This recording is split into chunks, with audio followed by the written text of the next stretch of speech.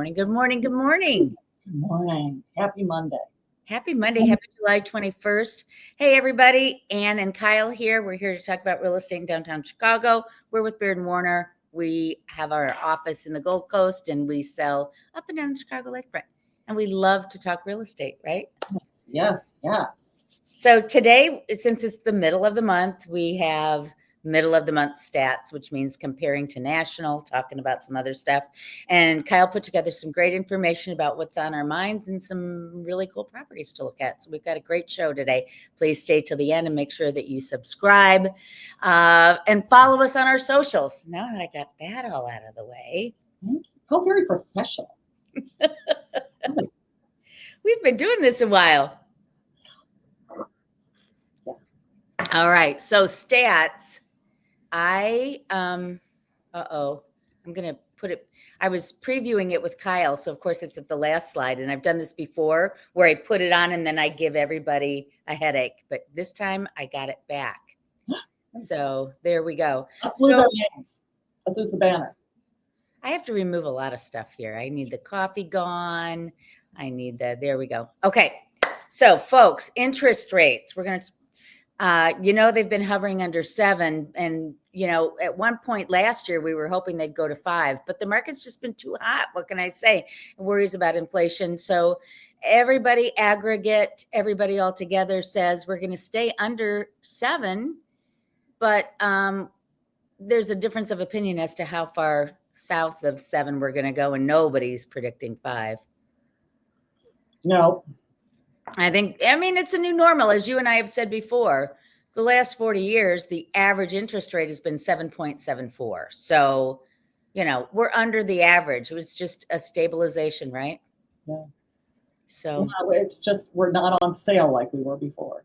That's right. Exactly right. So home price growth is decelerating. This is a national situation. It's not that prices are not increasing anymore nationally in an aggregate, but they're not increasing as quickly. And most say that we're trending down. So Fannie Mae says 4.1% increase. Zillow says negative 1.4. The average of all eight is 1.9% increase in home prices. But it's so interesting if you look at it market by market. Don't listen to national numbers wherever you live. Can we go back one slide? So some of this, and I see it in Zillow and Redfin, is the reason for the forecast being down is sustained higher interest rates than people want, affordability, and a lack of inventory. And there is a real decrease in the number of transactions happening. And so that's what Zillow and Redfin are reporting, and why they're the gloomiest. So, and there's a lot of media, real estate media, talking about this. So that's what's going on. Go ahead. Sorry. No. But it really depends where you live, folks. So Austin, Texas has had the biggest price declines, in the last year. Cleveland, Ohio has had the biggest gains, and Chicago is the 6th from the left there. So we continue here in Chicago to see price growth, significant price growth, as compared to some of the other places, particularly the Sun Belt areas. And go back. Some of those towns you'll look at are the towns that had the biggest increases. Austin, Tampa, Dallas, Phoenix, San Antonio, Orlando, Miami, Jacksonville, Atlanta, and we'll come back to Atlanta, San Francisco. So all of those places that just like boom, real retreat in home prices from the growth. Go ahead. So they went up, they came down, they're stabilizing. Never took off like a crazy, balloon, whatever. It's always been steady. Right. Right. And it's not just in downtown Chicago, folks, where we're seeing increases in prices. This graph shows you median sales price for some of the common areas where our clients go to in the suburbs if they're not going to be living downtown. So you can see Chicago lakefront neighborhoods is the reddish color. Naperville is the blue. Their median sales price is lower than the others, but it's seen significant growth. Winnetka and Hinsdale both up significant. Can we go back? I wonder if Naperville is lower because they have a bigger supply of, they can still grow. They still have land in which to build more. Don't you think that west? Well, not really within Naperville proper. They're running out of space in Naperville proper. People are going to Aurora or other places, Okay. but Once you're out that far west, yeah, a lot of places to go. yeah. But still, I mean, they've seen significant growth since 2020. Look at that. I mean, no, it's they were under 500,000. Now they're over 700,000. So no, absolutely acceptable, but not as. Look at yeah. But now wait till you see this next graph because this explains it too. Okay. Okay. Look at the bottom till you get to 2020 and then look up the graph. Remember how our suburbs were languishing. Everybody was coming to the city from 2015 to 2020, right? Mm-hmm. Lake Forest couldn't sell a home to save its life, right? Give it away. Right. And then COVID hit and a bunch of people said, I'm going to the green. I'm leaving the city. I don't want to be in a condo anymore. And so that's when the suburbs got hot again. So I don't have a median sales price for you from 2015 to 2020, but my guess would be they kind of dipped down as they sold and then came up a bit. So, I don't know exactly where, but certainly since 2020, the prices have gone up. No supply. This is inventory, people. This is how inventory totally fell off. But look at, what is that, Hinsdale? 10 months of inventory as 2020 hit. Winnetka almost had 9 months of inventory. I was really worried for Hinsdale. There were people giving. I mean, it was really hard to sell these wonderful homes in Hinsdale. Yeah. And then, whoosh, the pandemic changed all of that. Exactly. Yeah. That I think people. So part of it, it's always been that young families move out to the suburbs because schools, all the reasons to move to the suburbs. But what happened during the pandemic is boomers moved back to the suburbs. Right. Everyone moved to the suburbs rather than families. It used to be that people would move into the city as they got older. They wanted to have some, it was more fun in the city. That trend reversed. Yeah. But of course, we all know that if you look at the Chicago at the top, it's only 2.3 months worth of inventory. Yeah. So I want to look at the neighborhoods here and show you first single family homes. These are median sales prices and then the percent year over year increase in median sales price, folks. So let's look on the right first. Lincoln Park, $2 million now is the median sales price in Lincoln Park. Near North, 2.2, and the near South side on the far right bottom is 1.1. Wait, that's down. It says negative 6.5% growth. Oh yeah, thank you. Yes, it's down. But look at this though, the yellow and the red. Don't trust those statistics because it just kind of depends what's selling. There's not enough inventory, and you know this, Kyle. You have a few big mansions on Astor that sell, and that skews the whole thing. Absolutely. Whereas Lincoln Park, which is primarily single-family homes, is shown a steady growth up. All right, look at the left side of the chart. Logan at the top, 1 year up 16.7% to 1,155,000. Westtown 1,000,002 up 8.8, and the near west side is down again. But so this is what those prices look like. The near west side, that's a year over year. If I showed you over a 5-year period, it would be up. It just took a 1 year dip. But look at the increase in prices in those two neighborhoods. They just continue to go up, up, up, up, up. Yeah. All right. Now let's go to the northern neighborhoods in the lakefront. Edgewater's now $1.1 million, up 5%. Uptown $1.3 million. Lakeview up to 1.8 now. Town is really resurging. Yes. And yeah. oh, wait, I've got my slides out of whack. Here we go. So you can see, look at Lakeview just in the yellow there, go up, up, up, up, up, and Uptown. But Uptown's a little dicier. Apologies, folks. I'm out of order. So now I'm going to go this way. Lincoln Square, 992 is down 5.5 year over year, but I think we're going to see when we look at the chart. And look at North Center, up 26.4. Totally believe it. There's North Center. Look at that increase. But that's kind of like Lincoln Park, you know? North Center is filled with good schools, nice grassy neighborhoods, Roscoe Village, and Lincoln Square. See how it dipped down, but it's really been on the upswing. And to your point, because there's so little inventory, you've got some lower price homes selling. It depends what's available and selling. Yeah, absolutely. All right. So let's look now at condos, and we'll go through this quickly. Lincoln Park is now $630,000 median sales price. Isn't that crazy town? And so here's what there's the chart. It's just, it keeps going up, up, up.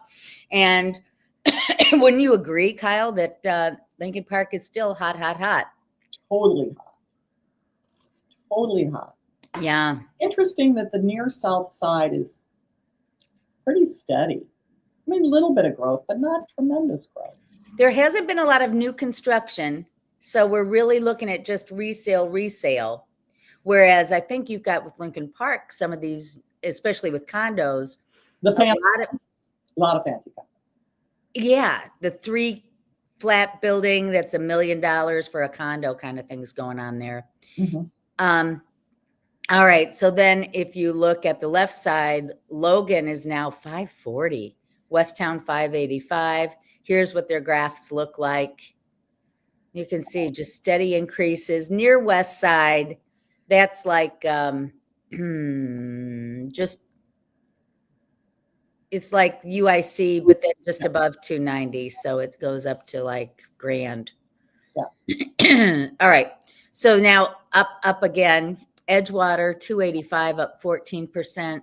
Uptown's flat year over year, but it has that, the chart will show differently that it's really climbed. Yeah. See the yellow Uptown, it's really gone up. And of course, Lakeview's gone up, up, up, up. I am struggling to find a vintage condo for clients that has parking along the lakefront in Lakeview. It's just not available. Vintage and parking in Lakeview. I know. There are a few, but nobody's given up their apartments. Yeah. All right. And then Lincoln Square, look at that, up 20.9%. And North Center up 6.8. Wow. Look at that. Yeah. Big price increases. But again, if you can't afford Lincoln Park, Lakeview, you're going to Lincoln Square and Uptown. Yeah. Yeah. So that's where they're great places to live. They're getting more and more neighborhoody. It's really good. Yep. So that's that. That's really interesting. Thank you so much. You're very welcome. Show me what you got, what you really, really got. You're the one who makes things pop up. Oh, I am. You'd think 5 years into this, I'd get it. You want On Our Minds? Yeah, On Our Minds. All right, so, there you go. There have been a number of articles this month that have sort of, you'll start to see this theme. And it started with me reading something that was in the New York Times, I guess, on Sunday, that was talking about that the Earth, so we're talking macro here, okay, going to start depopulating, meaning the population will stop growing of the Earth, of humans on Earth, at the end of this century. So because birth rates are declining. And that was in the article talked about as disastrous because we'll always have this for a long time, this aging population that's got to be paid for by the young. So, and then I started to notice a theme, and this is not the same thing, but it's so long the same thing. Okay. So this week there were articles, the Sun Belt big city domestic growth, domestic immigration to Sun Belt cities is slowing or stopping. And they noticed that in Phoenix, Tampa, and Atlanta. By domestic, it means Americans moving from Cedar Rapids to Atlanta, Chicago to Phoenix. The number of the incoming is decreasing, is what you're saying. What I'm saying is it's a negative growth versus a positive growth. More leaving than coming in. Okay. More leaving than coming in. Now, the Wall Street Journal had an article on Atlanta this weekend. Okay, let me go to.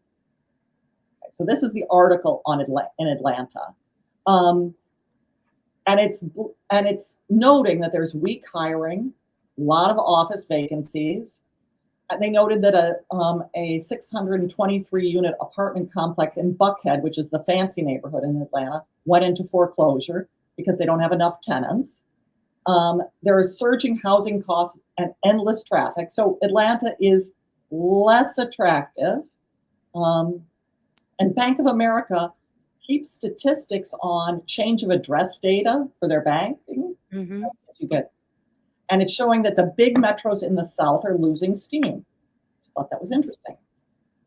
Now, Atlanta's population is not shrinking yet. Its growth is way down, but it has a lot of international immigration.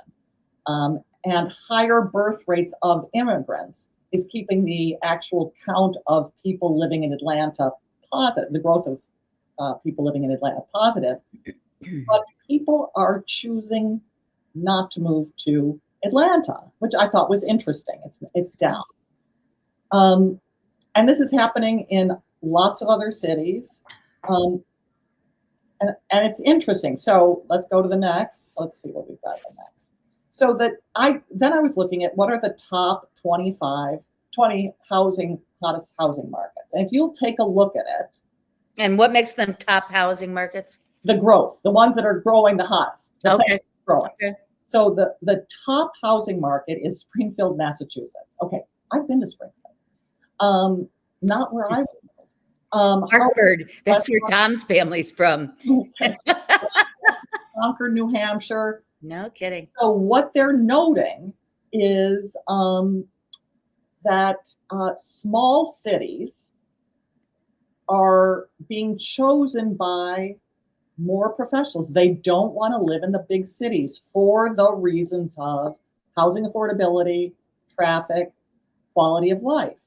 They're choosing. These aren't exactly like rural areas. They're just moderately sized. So no, these are small cities. Well, and they're small. You're a Chicagoan born and bred. To you, this they're not Chicago. They are not competitive with any of these cities. Right. Competitive with Chicago. I mean, Rockford is number 17, people. Yeah. Well, it takes fewer people to make a percent increase when you're looking at what? But it's a trend. Young people are choosing elsewhere. So I thought that was really interesting. So home building. So the key for big cities is adding housing. Home building is recovered a little in June, but remains down year over year. So it was lower than 2024's June. And this is really tough for us because the U.S. is already underbuilt by at least 5 million homes, the entire U.S. Yeah. So despite the June gain, starts were down 0.5% than last year. Residential permits are down from last year. The big, beautiful bill offers tax breaks for businesses, which is supposed to help real estate and it's supposed to help housing. But the tariffs are making a lot of developers stay on the sidelines. Interest rates are also weighing on demand from buyers. So that's keeping things down. Mm-hmm. So again, we're going back to some of the highest interest. Raleigh, North Carolina, a lovely place to live. These are the cities that are doing well with young college-age professionals. Raleigh, Milwaukee, Baltimore. Who wants to live in Baltimore? Austin. Where are we at? So housing starts gained, but still lag from last year. This is mortgage rates persisting. So listen, people, real estate is really feeling it right now. And I think it's going to reshape, especially this what are they? Where's Gen Y in all this? Is Gen Y in the, is it I keep track. Anyway, the home buyer, people, the youngs, let's just call them the youngs. That sounds right. Yeah. Those young people. Quality of life. Where's your son live? Outside of Des Moines. They are choosing smaller cities. They're choosing differently than we chose. And it's starting to show up in the data. Anyway, that's it. Interesting. Well, we're going to keep watching it, see what's going on. Chicago's still doing well. We're not doing poorly, but some of these southern cities. Okay, so then I thought, some pretty places. Okay, so I was complaining about housing starts, so I thought, hey, let's look for new housing, new buildings in Chicago. Great. And I'm going to tell you, there were, I think, 57, and not all of them were built. Some of them were like, come, we'll build you a house. So I tried to find houses that were built. So this is 1342 West Wellington, which is on the market for $2.79 million. Okay. It is it's on a 25 by 120 lot, so slightly smaller than a standard lot. It's 5 bedrooms plus 2 in the basement, 6 baths and a half bath. So wow. It's a big 48,000 square foot house. A lot of opportunities to keep that body clean. Okay. Yes. So this is what the floor plan looks like, but it's long and thin. Yeah. But beautiful, So interesting to see the trends. Okay. So do you see the left side where those boards are? Yes. I'm actually looking at talking Rick into getting some of those acoustic boards for one of the office rooms so we can do video there. Is that an acoustic board? I don't think it is here. This is meant to look like luxury, but you can get those at Costco, folks. I have a client who put them in her condo. They look gorgeous. Well, wait till you see there's more of it. So I was trying to figure out what that big mirror is. Yeah, I don't know. Like a Woburn mirror. I have no idea. But anyway, there it is. But notice the trend. Yeah. Wood and quartz. This is kind of the trend now with the luxury, right? That you have that sleek stone, that hard stone, and then the warmth of the wood mixed with it. So don't you see that a lot? I do, and you're going to see it more in these houses. So look at the color of the floors. Look, this may be stone. This may be porcelain. Because wait till you see the bathrooms. Okay. So this is what happens. You can open up. No gray. Yeah, no gray. But everyone notice, first of all, do they not live in Chicago where bugs come into your home? That Kyle could have this door. She would never open it. It's that biophilic design. Bring the outdoors in. In Sweden. Pretty, pretty, pretty. Yeah. So this is what I wanted to show you. This is your pet wash. I love that. Isn't that special? Yeah, yeah. I did that for you people who care. And look at that electrical panel. Except you need a pet wash that's higher up. My back would hurt using that damn thing. Well, this is for the big dog. Okay. Oh yeah, that makes sense. Yeah. This is the Labrador, the Golden Retriever, the Bernese Mountain Dog. So not much of a outdoor space. No. That's okay. But a nice big roof deck. Of course there is. Yes. Okay. Next.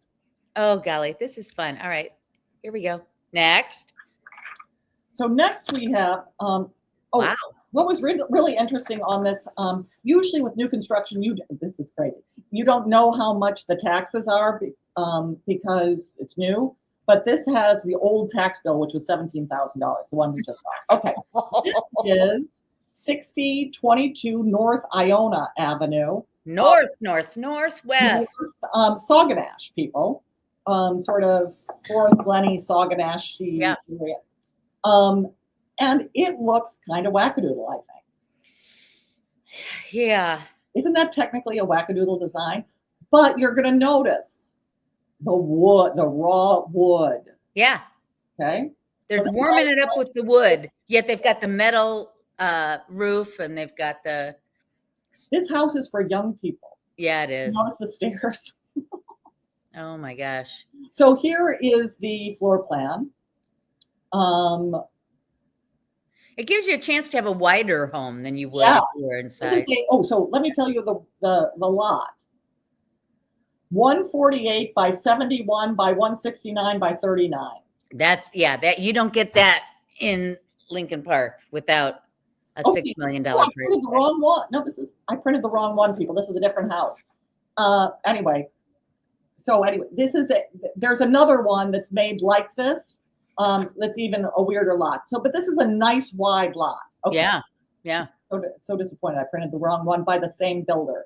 But look at this. So lots of 1, 2. Is that 6 bedrooms on the second floor there? 6 bedrooms, one underground, one on, and it doesn't seem to be a basement. It seems to be a walkout basement. But here we go. Yeah. Huh. But, look at the wood. Look at the wood accent piece. Really pretty.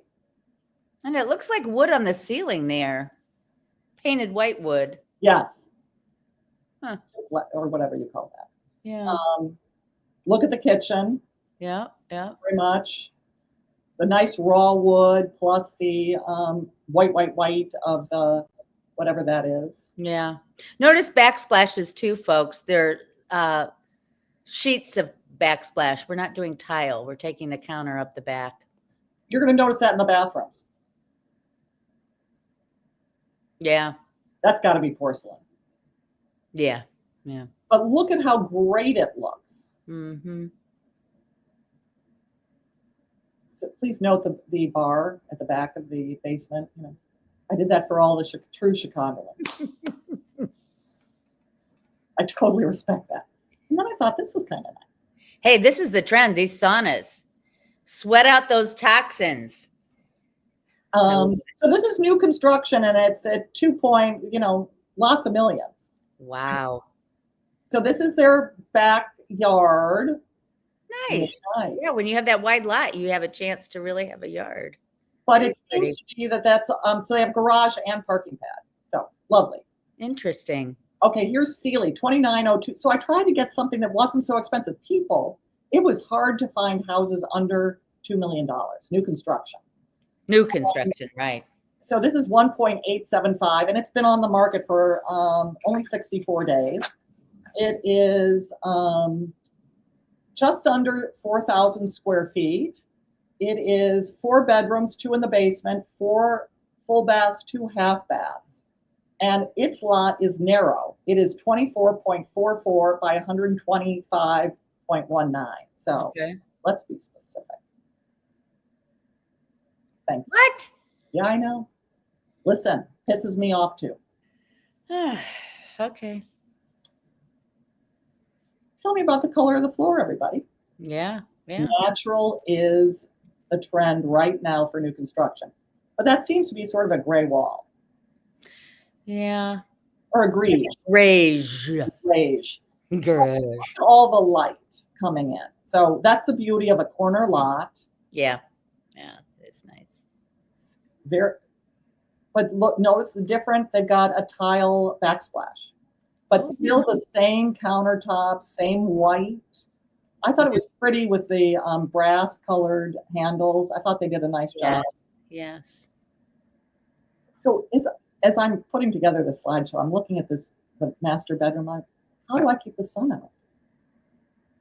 You're gonna have to have those pretty windows somehow to be able to sleep. Yes. That sort of bummed me out. It's one of the big new costs when you buy a home. Yeah, but you also want to buy it in a way that makes it look attractive. Because those are great looking windows. They are. I don't love that. Tell me why. I don't love the porcelain tile, whatever thing. That's going to be out of style in 5 years. If it were me, I would do something more, I don't want to say traditional, but more timeless. I didn't like the black faucets, the black controls, the black stuff. Yeah. I No, this bathroom is not going to age well. think you're right. So this is all, yeah, but a big garage. So this is all we can do for bar people. Now, interesting, they did wood. Is this wood or maybe it's luxury vinyl tile? I It can't looks tell. luxury vinyl tile. Yeah, because in these lower levels, there's so much moisture coming up from the concrete. You need something that's going to, yeah, wood and basements, they don't go well together. Who wants to risk it? Who wants to risk their sump pump failing? Right. Luxury vinyl tile. Way to go. Yeah. And again, not much of a yard, but a nice big roof, garage roof deck. Yeah. Good. So that can be yours. And what is this? Lakeview. Good stuff. Thanks for sharing that. It was really fun to see 3 of them back to back, to see the finishes and the prices. And yeah, I like that. I wanted to find things that were priced for everybody, that you didn't need to be rich to buy, but it's hard to find in the neighborhoods we service. Well, and the other thing I'm seeing and reading about is that people almost really need to find things that are done to a level they can at least live in, because the cost of renovation now has gotten so high between materials and labor. And, I've always been kind of a fix and flip kind of gal. I'm happy to take an ugly property, but my clients are reporting huge challenges in getting stuff done. Now, you and I are meeting with the floor guy at 10 o'clock this morning. I can't forget that. I almost forgot that. Thank you. It'll be interesting to see what kind of quote they give. Yeah. Well, and it's tricky because I've got a few projects around my apartment that I cannot get my contractor to come and finish them. Oh, really? Because they're doing bigger things. This is small. So they're busy, even though it's expensive, huh? Oh, they're frantic. That's why it's expensive. They're frantically busy. Yeah. We need more tradespeople out there. Yes. Stop going to college, people. Go to trade school. Exactly. You could be employed every day of the rest of your life. For the rest of your life and make a nice living. All right. Kyle, thank you. Good stuff today. A pleasure seeing you and talking with you. And everybody, thank you for watching. We look forward to seeing you next time on Monday Morning Coffee with Kyle and Ann. Take care. Take care. Bye.